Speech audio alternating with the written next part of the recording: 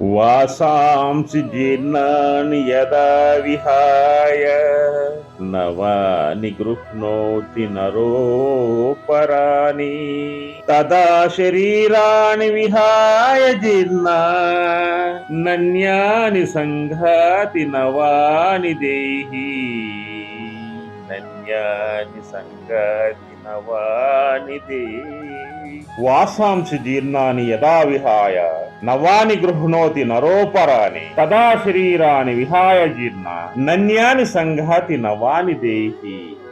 నరహ అంటే మనుజుడు అని, జీర్ణాని అంటే శిథిలమైన, చినిగిపోయిన, నాశనమైన. వాసాంసి అంటే వస్త్రములను, విహాయ అంటే విడిచి అని, అపరాని అంటే ఇతరములైన అని, నవాని అంటే వాసాంసి అంటే కొత్త వస్తువులను అని.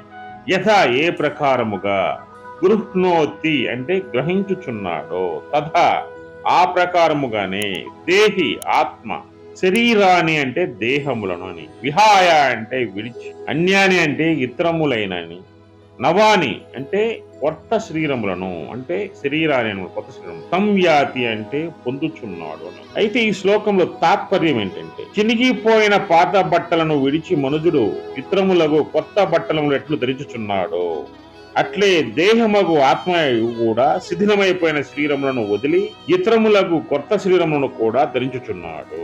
అయితే తాకిలి వాడికి మనం మురిగి బట్టలు వేస్తాం, మురిగి బట్టలు వేసిన తర్వాత వాడు ఉతికి తీసుకొస్తాడు, ఆ బట్ట మళ్ళీ మనకు. అదేవిధంగా మన బట్టలు చిరిగిపోయి ఉంటాయి, చిరిగిపోయిన బట్టల్ని మనం తీసేసి మళ్ళీ కొత్త బట్టలు కొనుక్కుంటాం.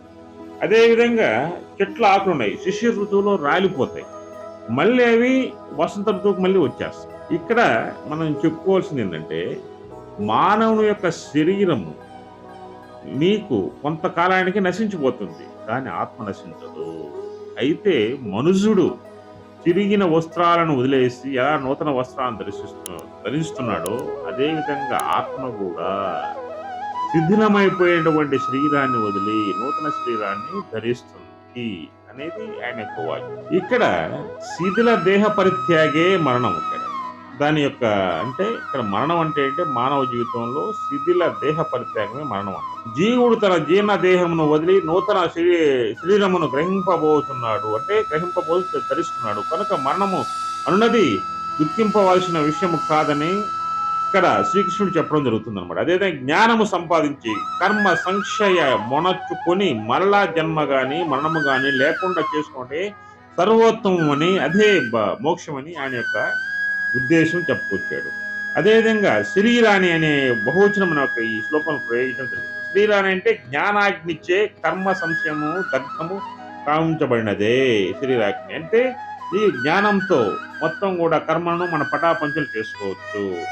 అందువల్ల అర్జున లేచి జ్ఞానాన్ని సంపాదించి జ్ఞానం పోషించి సర్వోత్తముడు అయి యుద్ధం నందు కురుక్షేత్ర యుద్ధం నందు నిలబడి విజయం సాధించు అని అర్జునుడికి శ్రీకృష్ణ భగవానుడు. జై శ్రీకృష్ణ, జై శ్రీకృష్ణ, జై శ్రీ.